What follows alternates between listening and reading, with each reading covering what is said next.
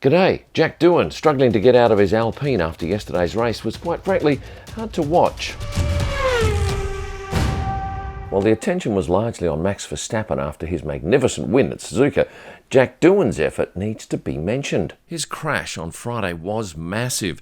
He hit that wall with a force of around 50 Gs. Now that was the same force that Max hit the wall in Silverstone in 2021. After that crash, Max had some serious issues. And following Jack's crash on Friday, he was immediately taken to the on-site medical centre, but cleared to leave. Now, 2 days later, still bruised from top to toe, he jumps back into the car for a 90-minute workout around one of the most grueling tracks that we encounter. Started 19th, finished 15th, and quite frankly could have finished even higher because the team asked him to swap places with Pierre. Watching Jack try to get out of that car post-race brought back memories for me of Lance Stroll in Qatar. That was due to the extreme heat, I know, but it was uncomfortable to watch. Of course, these guys are incredibly fit, but when you collide with a wall, albeit a wall with 6 rows of tyres, it does put tremendous strain on your body. In the end, it was Jack's chief mechanic, and Esteban Ocon, who had to help him out of the car, and Esteban ended up walking him to the weigh station and waiting with him while he was weighed.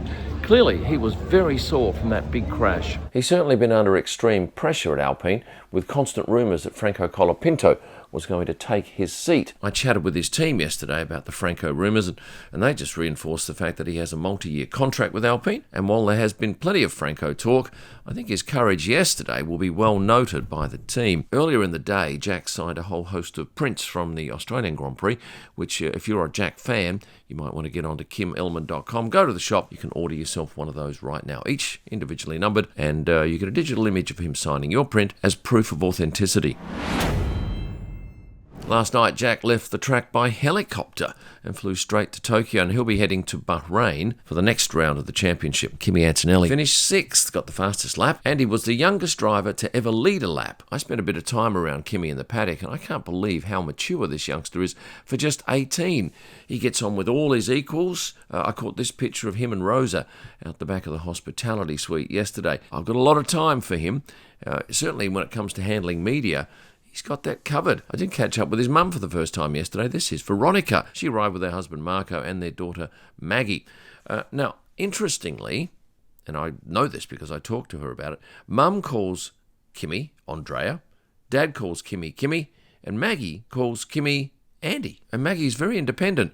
I see her around the back of the TV media pen often, just wandering around on her own looking for her brother, and eventually when he comes out he'll give her some acknowledgement, but otherwise he's pretty much under the pump with media commitments. George Russell finished 5th, and this race his regular trainer Aleix is not with him.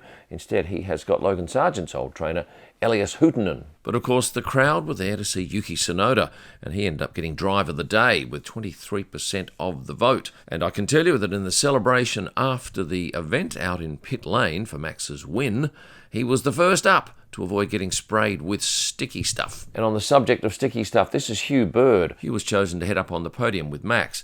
I had a chat with him afterwards, and he was still sopping wet from the champagne. And I said, "Do you have a shower here? How do you get that off you?" And he said, "No, I've got to sit in this kit all the way to Tokyo, then maybe I can get myself a shower." You can certainly smell that champagne, and yes, it was indeed wet. Beware the Bearman. These were some fans standing out the front of the paddock, and yes, they did get Ollie's attention. Of course, Ollie scored a point for Haas, and I had a chat with his dad afterwards, who thought, well, look, they might have been good for 12th. That probably would have been a good result, but 10th, even better. And as Ao Komatsu said, a point is well valuable for the team. After the race in the paddock, Ollie was walking back to the hospitality suite. Netflix were following him, and then one of his crew members grabbed him and took him aside and shooed away the Netflix microphone because they've got this strange post-race ritual. When Ollie scores a point, they record this short video. It's called Points for What did I beep out? You have to find out for yourself. I'm not putting it on here. Out the front with the fans coming in earlier in the day, Ollie refused to sign a Topps card. This is a Topps card. Now, I don't know why he said he can't sign them. He said, look, I can't sign the Topps cards. And I think in the past, George Russell has also said something to that effect when I've been around them. If you have an idea of why they won't sign them, I'd be keen to hear from you. This is the crowd waiting to get into the track on race day. I went out there by pure fluke, and it was fascinating to watch. This fella here, with his megaphone, issues about a 7-minute instruction to them. I can't tell you what he said. It was all in Japanese.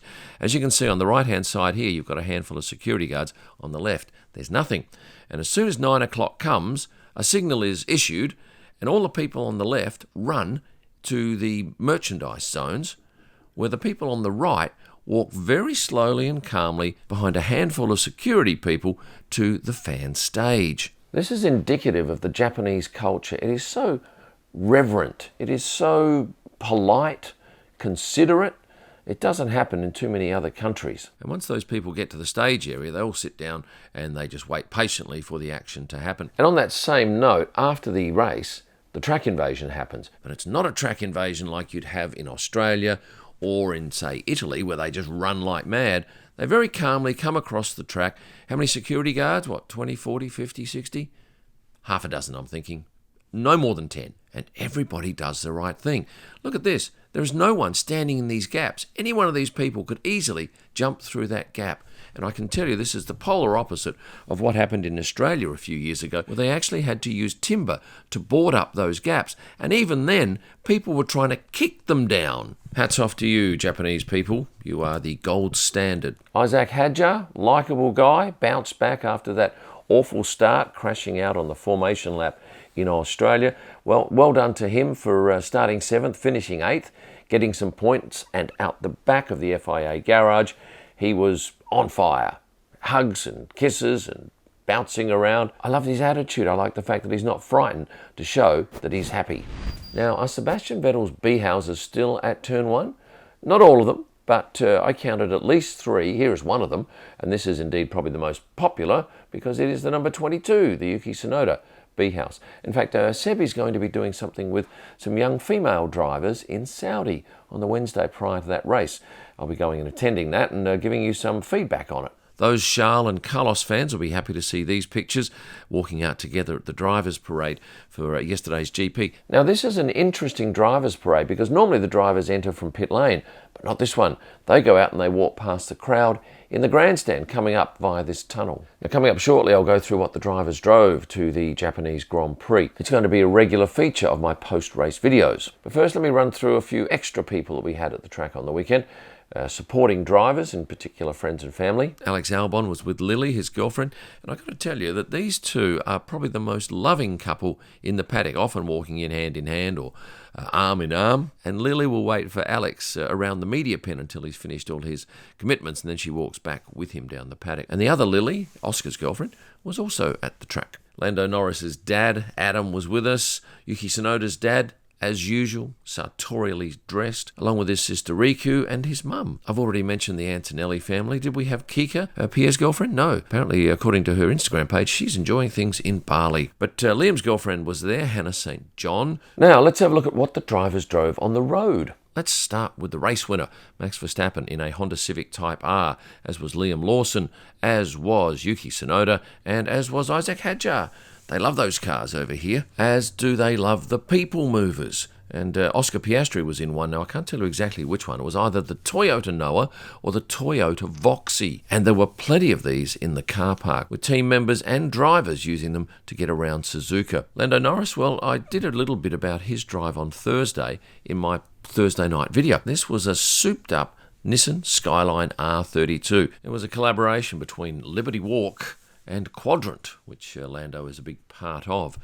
Looked pretty flash, and the interior was something special. I'm not sure who owns this, and perhaps if you know a bit more about it, I'll be keen to see your comments below. The Aston Martin boys were predictably in Aston Martins. Pierre Gasly and Jack Doohan driving Alpine 110s, as was Ryo Hirakawa. And on one of the days, the Alpine crew had a car all set up with video cameras in for their two drivers to go out, get into, and just do a quick drive, not on the track, off the track, but just for social media content. Now, at least 4 of the drivers drove Toyota Crowns. Esteban Ocon, Oliver Bearman, Carlos Sainz, and I imagine Alex Albon. I didn't see him, but I'm going to put my money on that too. The Crown has been a staple for Toyota for a very long time. I don't think it's sold in my country in Australia, but I see it a lot, certainly in Singapore and here in Japan. Mercedes drivers were driving Mercedes. George Russell in a GLE 63S and Kimi Antonelli in a GLE 53. That just leaves 3 drivers, with Gabriel Bortoletto unsure. I'm going to put him down for a crown though, because his teammate was driving one. Hang on, correction, Nico Hülkenberg was in an Audi e-tron RS, which he says is a very cool car. But the 2 star cars this race? Charles and Lewis's 296 GTB Ferraris. Don't these look just magnificent? Now, before I leave you, I popped out to have a look at some of the merchandise on sale at the Japanese GP. And this is what you get for $134. A polo top from Red Bull. A white one is $150. Ferrari, about the same price, $135. Aston Martin's the bargain, $112. These are all US dollars. And caps, you'll pay $57 for a Red Bull, and $63 for a Ferrari or an Aston Martin. Well, people, I've got to go to another country now, so I'll leave you. But before you go, could you please like this video if you've liked it? If you haven't liked it, don't press any buttons. And if you're not yet a subscriber to the channel, please hit that subscribe button. Thanks for watching, and stay passionate.